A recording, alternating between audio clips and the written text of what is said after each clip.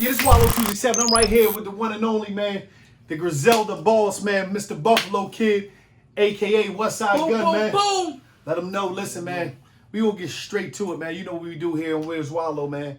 The album, you dropped the album, you got billboards. You got billboards the size of skyscrapers in New York City. How much some billboards cost? They like 20 bands a week, man. 20 bands a week. How long you been? What's the longest year? It's been 2 months now. 2 months, 20 bands a week. So actually, you ain't playing out here.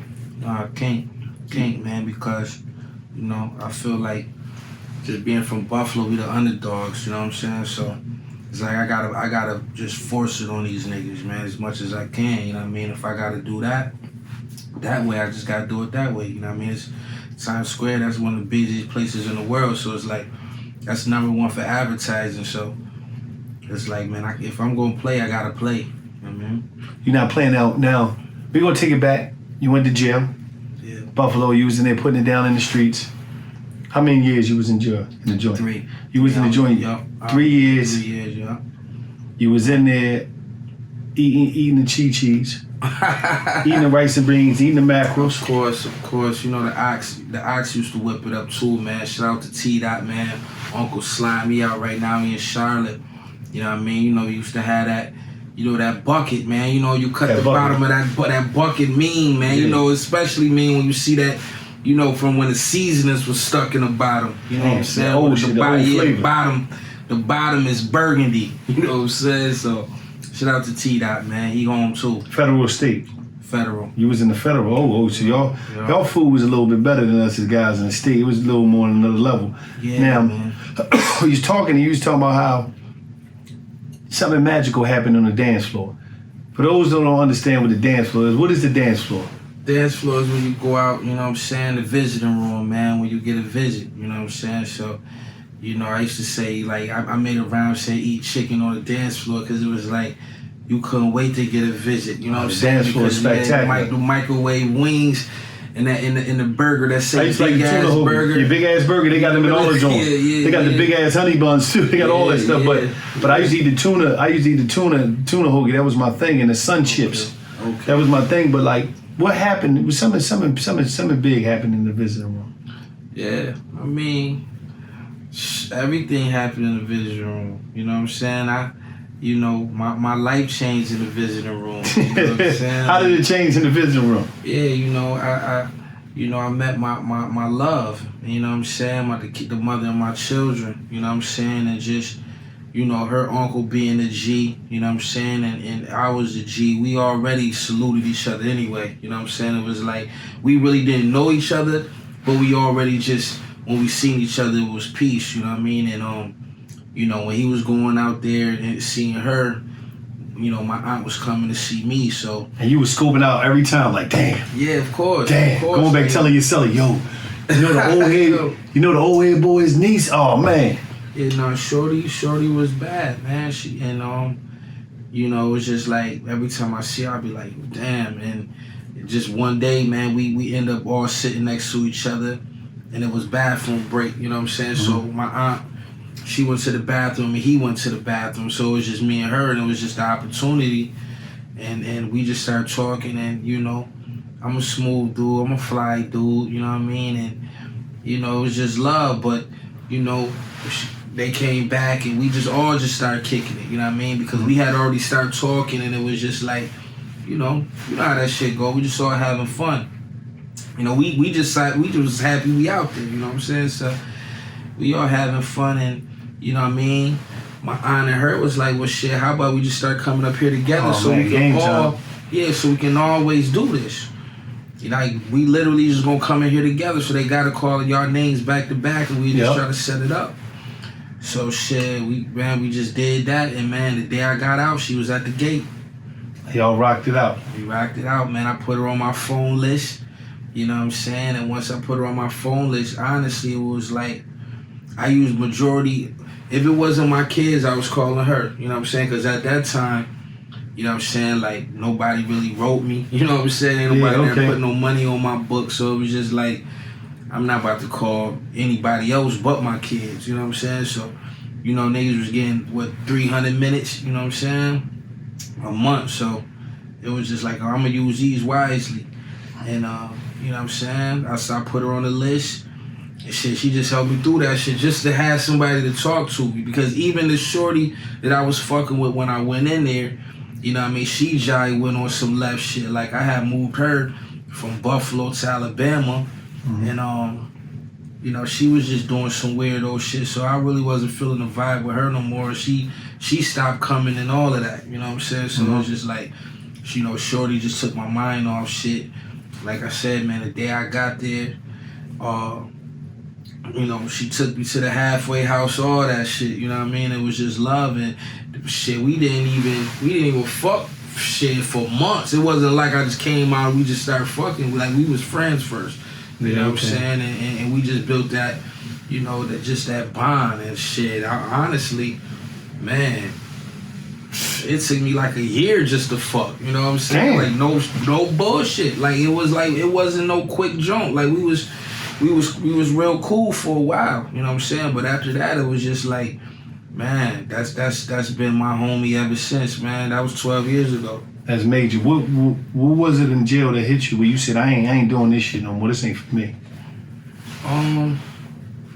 You know, it's crazy and it's fucked up, but I didn't get enough time for it to hit me. I was still kind of ignorant, you know what I'm saying? So I was on some like, I'm not gonna do this no more, but I might do this, you know what I'm saying? Like, it's wild, you know what I mean? Because, you know, even when niggas be locked up, you know what I'm saying? You meet in the feds, you meet all type of niggas, you know what I'm saying? And, you know what I mean? Long as your paperwork good, everybody fuck with you. It's just like, you know, shit, you know, we need, you know, we got it if you need it type shit, because the love was already there. And niggas locked up, we still meeting niggas on the street because that's how they eat, and then still behind the wall. So if they find a real good nigga, it's like, shit, if you trying to do this, I got this for you. So even when I was locked up, I'd be like, yo, I still want to sell weed. You know what I'm saying? Like, that's honestly, like, because that's, yo, I'm telling you, niggas in the feds, there's niggas in there right now, like, yo, when I come home, all I'm selling is weed. You know what I'm saying? So that's how it was, man. But, you know, what really just had me just kind of like buckled down is after I came home and, you know, I was still hustling. That's the thing. I was still doing the weed shit. And then, you know, my bro got shot. You know what I'm saying? I was putting the money behind him because he wanted to do the music. I always been a smart businessman, so I was one of the niggas that's like, okay, I'm going to hustle, get the bag, you just rap, we gonna make this shit pop off, I'm gonna use my smarts, you know what I'm saying? Niggas fuck with me, you know what I'm saying? We got a little money to play with, and then our homies, they was still in the streets heavy. That's the thing. When I was gone, them niggas turned all the way up. Like, my niggas out, like, before I went in, I'm telling you, in that short amount of time when I came home, like, they was all the way up, you know what I'm saying? So, yeah, so, you know, it was like when I came out and I was doing my thing, I didn't do it on the level that they was doing it because I was still trying to be, you know, smart. Like, like I said, I'm really not no dummy, so it was just like, yo, I'm gonna kind of, you know, I'm gonna have to slow grind it, but still, you know, it's still, you know, making a bag because I'm invested into the other shit that we need to be doing. You know what I'm saying? And, you know, niggas was turning up, and Jive helped us because, you know, we was in Atlanta, so that was when strip club music, you know what I mean? You know, like, even New York niggas was trying to sound like the South. So, you know, Conway was on that type of wave. Like, yo, we going to Magic City, we going to Strokers, we going to the Flame, we going to Pinups, you know what I'm saying? We just going the Platinum 21s, like all that shit. Like, we just gonna go on a strip club run and just, you know, let them play our shit back to back. And, you know, we got DJ Infamous, he was, you know, DJing for Ludacris, you know, on V103, you know what I'm saying? So we tapped in with him, and, you know, that was just the shit I wanted to do. Like I said, I was just networking and connecting. So, man, holla that fucking DJ Infamous. He, you know, hosted Conway Mixtape. We started fucking the streets up. Atlantic Records wanted us, you know, to come and have a sit down and all that. So, you know, right before we even went and did that, you know, French Montana was performing in Buffalo. You know what I'm saying? So we like, yo, man, we, you know, you know how certain niggas, like when they go to certain cities, they be shit trying to get the extra bag. So it'd be like, shit, who else, who trying to get a feature out here? Who's some niggas they got a bag trying to get some features? So, you know, we wanted to take that opportunity because, you know, we just trying to get lit and, you know, French was doing this fucking thing. So it was just like, yo, let's go back home and do that. But I forgot what happened till we didn't even get to do the song. You know what I mean? So I was just like, yo, I'm leaving. You know what I'm saying? Like, shit, I don't need to be in Buff. You know what I'm saying? I'm missing Brad. This shit ain't making no sense. I came here to do the song, but since we're not doing the song, I'm gone. And Conway was like, well, shit, since I'm here, my son here. You see what I'm saying? My kids lived in Atlanta. Okay. So he like, shit, if I'm already here, you know what I'm saying? I'm just gonna stay a couple extra days and spend it with my son. You know what I mean? I just meet you back down there. So I was like, all right. So I left. Shit, the very next day, got shot in the head. You know what I'm saying? So that shit just fucked up everything. You know what I mean? You know, a lot of shit come with that. So, you know, we had to deal with that shit for a while. And I was just like, yo, you know, I'm trying my hand. You know what I'm saying? Because I know that I'm nice too. I'm nice enough to you know, show, you know what I mean, get to the bag, basically. Like, because I felt at the time everybody that was lit was trash.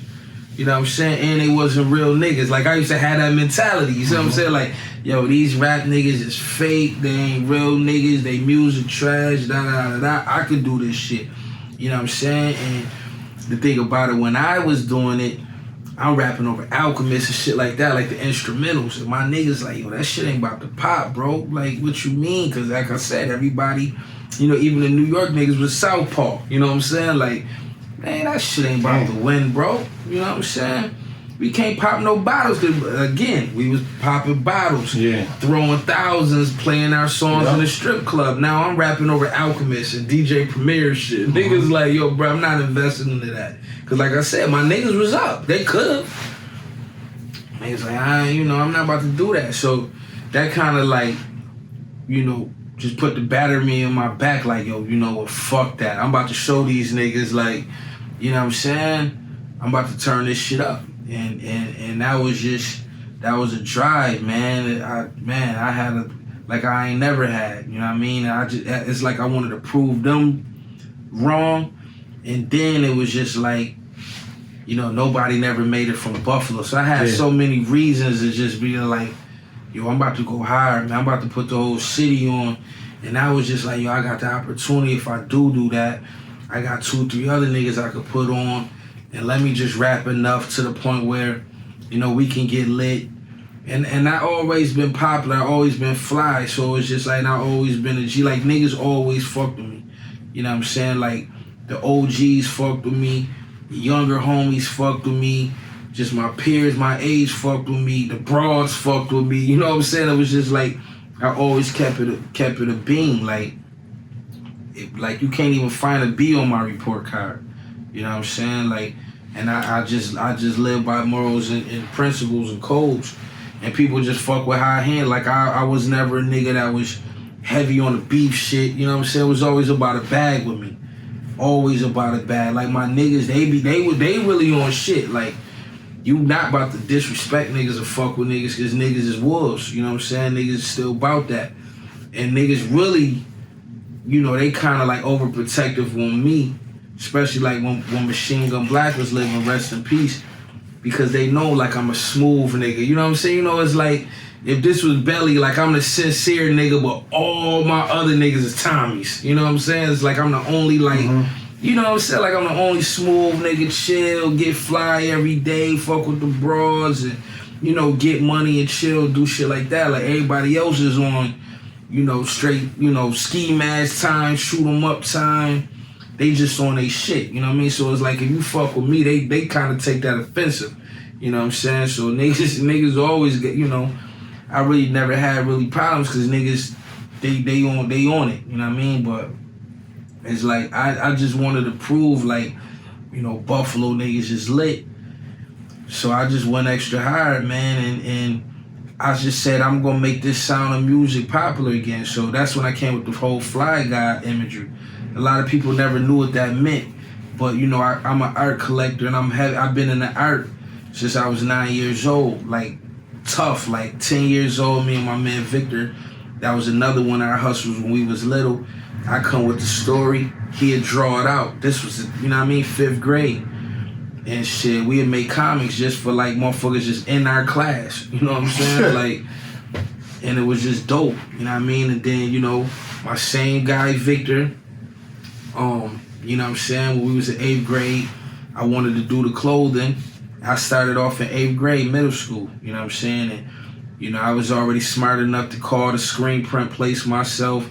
Yo, how many you gotta get? Or you gotta get 2 dozen. Okay, how much is gonna cost for the one print? Like, you know, I'm a kid, so I'm on one color. One you color. Got, you know, it's $25 for the screen. Extra color. You want to do 2 colors? There's more money. Because you gotta twist the screen. You gotta have multiple screens. Let me ask you a question now. Mm-hmm. To the people that say, you know, the people that want to rap. You know, everybody want to be super rappers, super popular. You know, for a guy like you, that a lot of people might don't even know who Westside Gunn is. Mm-hmm.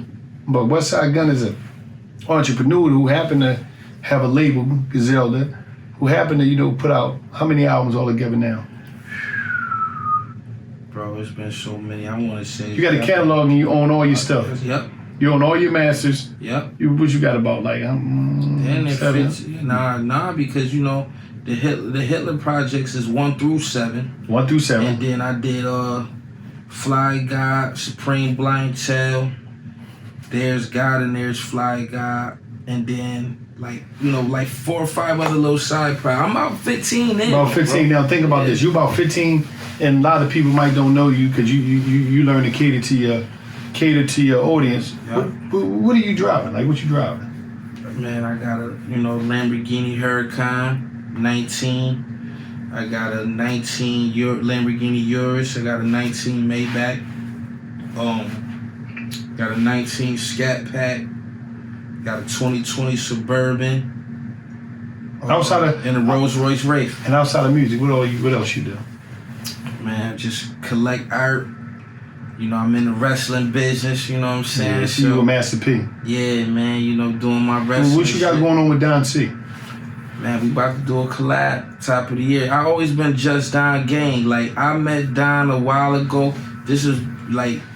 Man, this is when I first started, you know what I'm saying? But I always respected him, and his hats was fire. I remember the hat, you know, Hove did. This is when he did a Yankee hat because, you know, if you a real Just Don fan, you know he couldn't do baseball no more. You know what I'm saying? Because that's a new era. He did all the hats with Mitchell and Ness. You know what I'm saying? So it's just like, you know, once he started doing the Mitchell, the first ones, you know, was on a new era. You know what I'm saying? But I was a fan of him then when, I'm trying to think when, you know, when Hove and Ye came up with the album together. You know what I'm saying? And the Watch the Throne album, they did the video, the Otis. They did the Otis joint. Yeah, they had the car and all that. Car broke up, ripped the hood, everything ripped off. Yeah, so like I'm a dude that, you know, I analyze shit. I like to see just like, you know, what other people doing. Like, I'm a student of the game. You know what I'm saying? Like, you know, I was even, you know, talking to some of the homies tonight backstage after the show. And I'm like, yeah, you know, I know the Rome Wises and I know the, you know, the Crime Apples and the Estanax and the you know, the Riggs and, you know, all these kind of underground dudes. Like, people don't think I'm still tapped in. Because they might see the billboard or the cars or the jewelry and all of that shit. So they probably thinking like, this nigga ain't tapped in no more. You know what I'm saying? He on that type of time now. You know, the whole Rock Nation and the whole, you know what I mean? You How know, did that come about? Man, they've been supportive for years, man. I actually was cool with them even before I linked up with the Shady Homies. You know what I'm saying? And, you know, Emery, you know, that's my guy. That's an OG. I always respected him. And he always just gave me nothing but game and law over there, you know what I'm saying? Like, those was my dudes, Polo, you know what I'm saying? Like, every time I used to come to New York, I used to go over there. And Polo, the one that reached out, no, I take that back, Spanish Rand reached out first, you know what I'm saying? He had me come up there, I played some music. Then I just started coming up there, and then Polo left Def Jam and went to Rock Nation. Then he started hitting me. So I just started going up to the office more, and they, you know, start fucking with Law, start fucking with Emery. And then, you know, at first I was going, looking for management. It wasn't even no deal. You know, I just started going over there, and then I started going to Goliath where Paul Rosenberg was at, because I did the Fly Guy project. And at that time, I had Danny Brown on it. Mind you, I'm still just a regular hood nigga with these type of niggas at that time. Danny Brown. Yeah, in 2014, it was like I had Danny Brown when he was extra lit. Action Bronson in 14 was extra lit. You know, Alchemist was producing my beats. Rock Marcy produced the beat and spit on it. I had fucking DJ Cuber, he was the world champion, you know what I'm saying, turntablist. I had him doing the scratches. I had fucking this one, Euro Drew cat came out, niggas thought he was a Nas, you know what I'm saying? So I had like niggas that was, they reading this fucking status select on beats. This shit was just stupid. And they looking at this track list like, yo, this crazy. But at the time, Danny Brown was Goliath, Action Bronson was Goliath, and Alchemist was Goliath. So these was all my niggas, and I'm like, damn, I need management. You know what I'm saying? So I started going to Goliath offices too. And then, you know, Paul, me and him got close, and he was just like, yo, I'm gonna talk to my business partner. I think I got a better situation for you. And it ended up being Marshall. You know what I'm saying? I was the business partner. And then, you know, he took it to Marshall. Marshall loved it.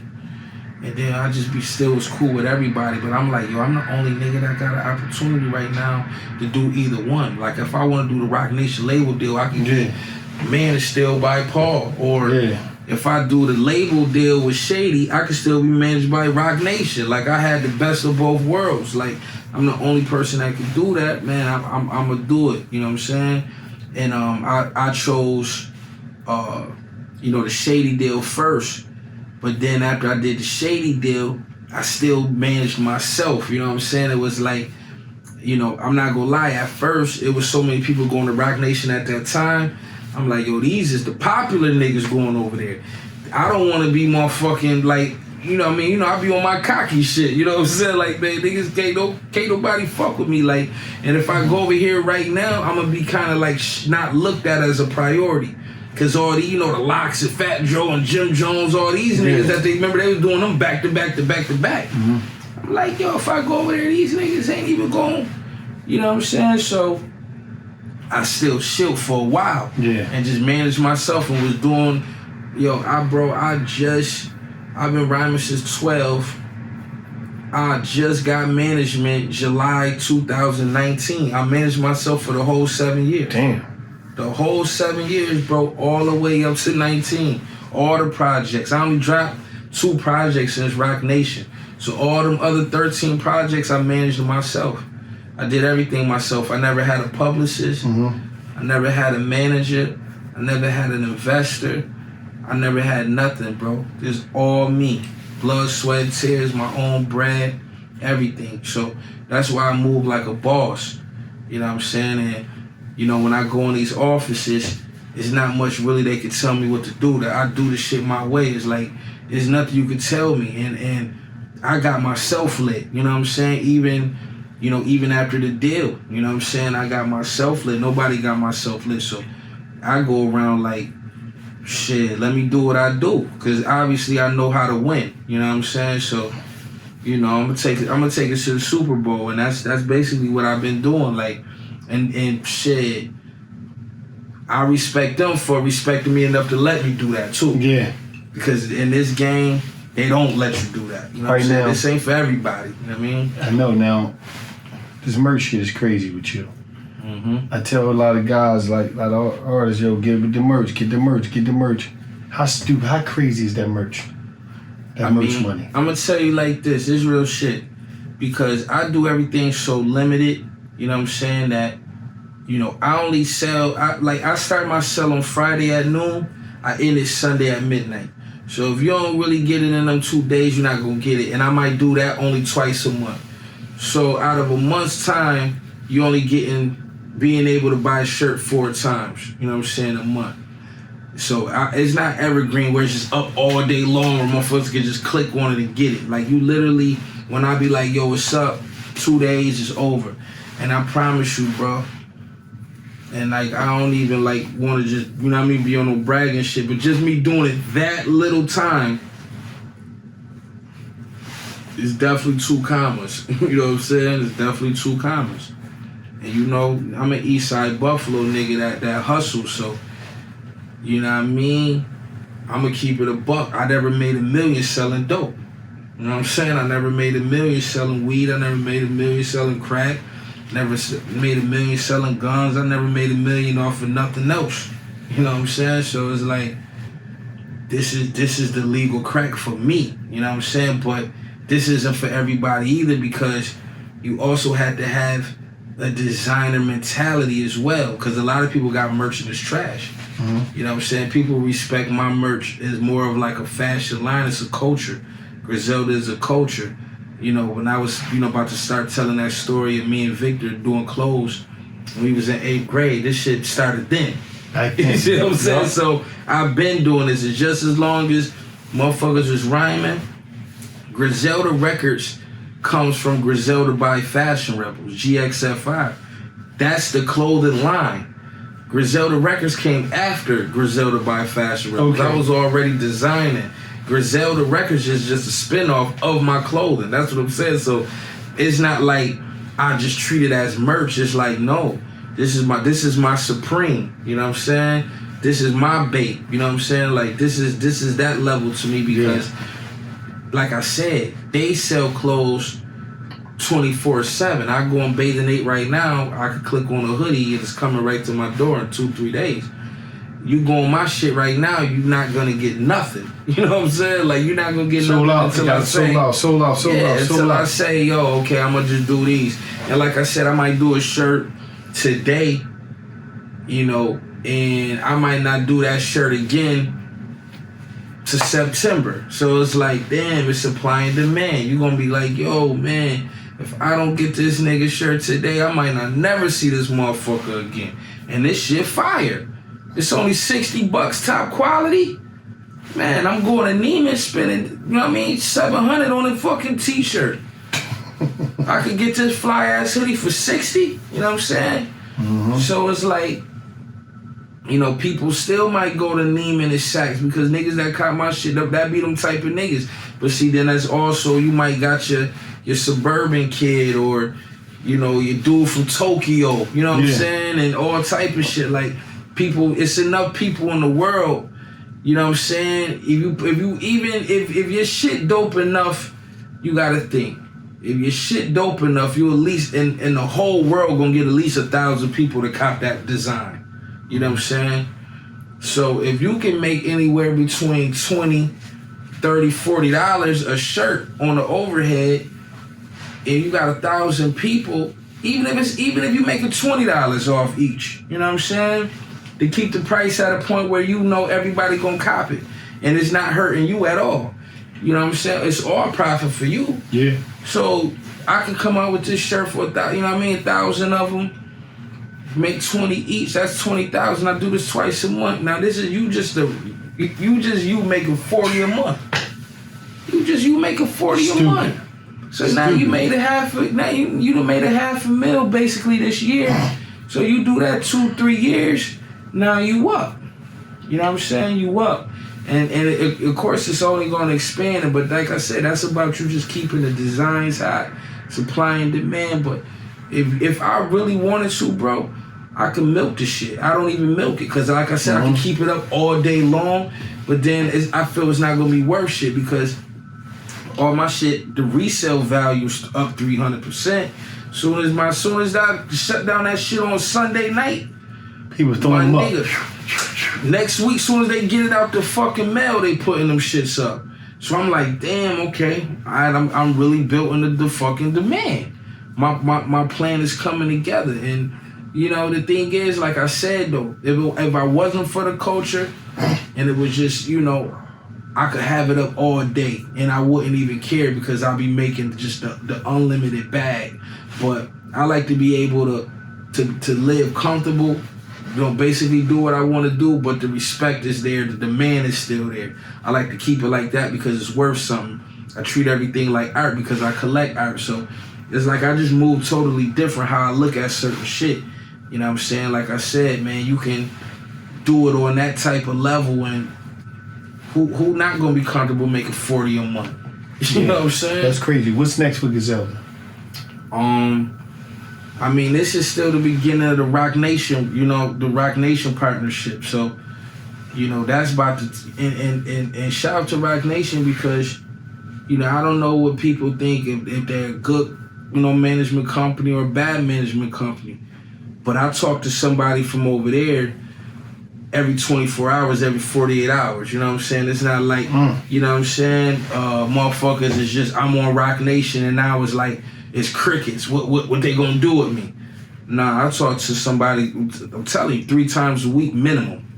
Damn. You know what I'm saying? So it's like, we hands on. You know what I'm saying? And this ain't no, I'm signed to Rock Nation, I don't talk to Hove. Like, me and Hove talk on the regular. Like, this ain't none of that, you know what I'm saying, no weirdo shit going on that Jay just signed me, just assigned me. Like, you know what I mean? I keep him updated, what's going on.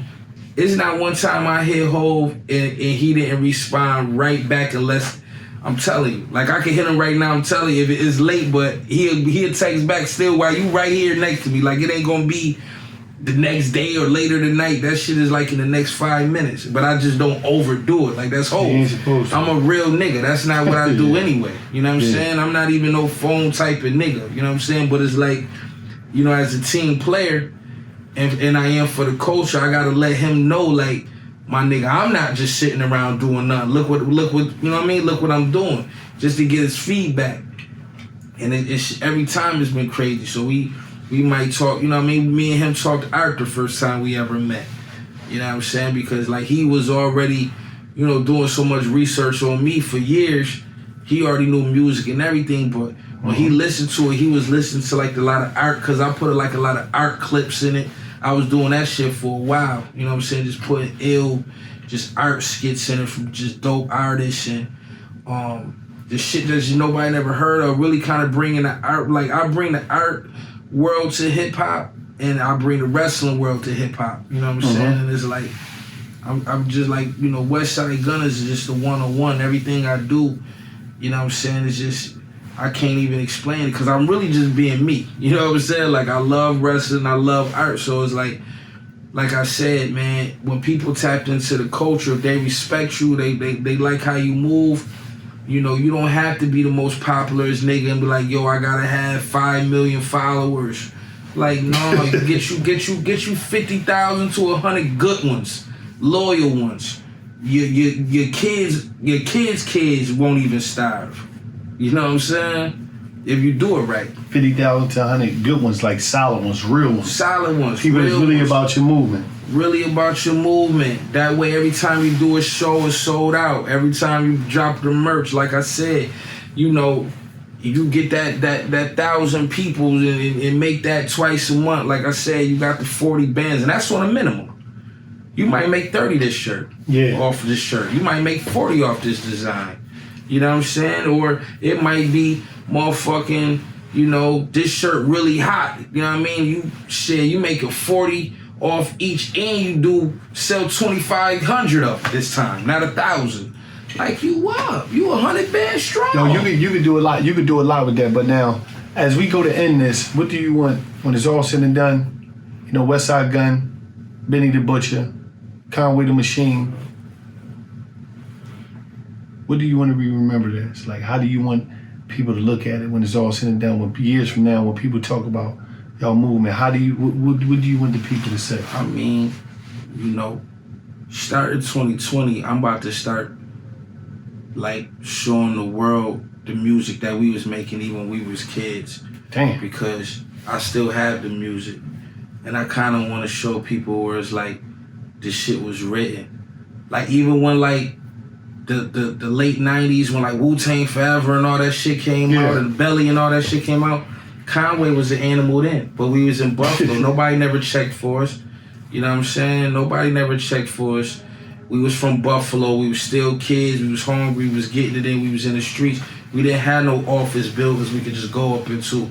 You know what I mean? So it's like, I just want to show like we are really some of the illest niggas ever. You know what I'm saying? Like, before the deal, we had niggas tattooed on, you know what I mean? We tattooed on niggas and big murals across the world, and everything was selling out. And like I said, before the deal, I had them names and songs with like the Anderson Paaks and all these bigger names, the Ninth Wonders and the Pete Rocks and all this shit is before the deal. Niggas were still just some Eastside Buffalo niggas with this because the respect was there. So it's like, I feel we some of the illest niggas ever for the culture, just off of just, you know, just the things that we're doing like non-stop. We didn't make co-sign at every legend you can think of. It's not even a legend that can even speak on our name no more. Everybody then gave us, you know what I mean, nothing but love and respect. So it's like, you know, we living in real time right now, so people not gonna give us that one of the greatest ever because we in real time. We still got points to prove now. But 10, 15 years from now, when niggas really hear them 15, 20 projects, and when niggas see like, okay, these niggas actually made it from Buffalo. They the first people to ever do that. Damn, they had the murals and, you know, it's people all over the world selling out their shit. Every show sold out. It was like a cult following. It was never no issue. Like, I think people gonna be like, even with the merch, it's everything. Like, yo, these were some of the GOATs, man. You had to give it to them Buffalo boys. Like, they really worked harder than everybody, and that shit showed. So, like I said, there's niggas right now that got 2 songs on the radio and they driving one of my cars. You know what I'm saying? So, that's real facts. I've never had a song in a club. I've never had a song on the radio. You know what I'm saying? I never had a video on TV or nothing, bro. And all my jewelry is from TV Johnny. Same nigga that everybody, you Google, whoever, you name them, they go to TV Johnny and $30,000. I got a $30,000 grill too. I'm just letting my teeth breathe for a minute. You know what I'm saying? So, shit, I got all that shit too. You know what I'm saying? So at the end of the day, man, y'all gonna be mentioned in a major way. Yeah, because who else doing this in history that look like this and doing this and rapping over DJ Premier? You know what I'm saying? Rapping over Pete Rock, rapping over Alchemist. You can't name not even nobody remotely, nobody not even close, at least in the last 2 decades. You know what I'm saying? Like, but listen, man, I respect your movement. I respect what you and your brother, your cousin is doing, man. Y'all really bringing something different to the game. That's why I had to track you down, come get with you, man, get some of this game. And definitely talk about that merch and just how you doing it, man. That's major to me, man. Just how you doing your whole approach to the game, man. Keep doing your thing. Y'all keep shining. The Buffalo kids, everybody know what's going on. Y'all not playing no games. And you was just there. We just shut down Sony Hall. The money they gave me for the show, I threw it back in the crowd for Christmas. You ain't never seen that shit done, man. Nigga get the bag and just throw that shit back to the people. Yeah, because I had a great year. That show money today was nothing to me. I had to show my appreciation back to the people, even 2 days before Christmas, just traveling and being on the move because this is the culture, and it's like, I gotta show, y'all show me love, I gotta show it back. So that's why I threw the money back, and the shirt everybody been bugging me for, the Ric Flair shits, I threw out 30 of them. It's like, man, you gotta get back to the people, the community, you know what I mean? Also in Buffalo, I wanna say the mayor gave me my own date. So we got Westside Gunn there in Buffalo, you know what I mean, for what I did in the community. So even though you might see these juries and cars and all that, make sure them kids, you know what I'm saying, got back to school shit. Make sure them families in your neighborhood being able to eat, getting them turkeys and them bikes is under them Christmas trees and everything else. You gotta get back to your community as much as you can. Start art programs, the whole 9, man. Fashion programs, whatever you went to that your city don't have, man, you gotta link up with some you know what I mean, some people of power and start making it happen, man. You gotta, you know, we gotta take our communities back. Listen, man, I'm Wallo 267, man, and Westside Gunn. He basically gave it to y'all. He said it all, man. I mean, and we sounded off. Where's Wallo? And it's just like that.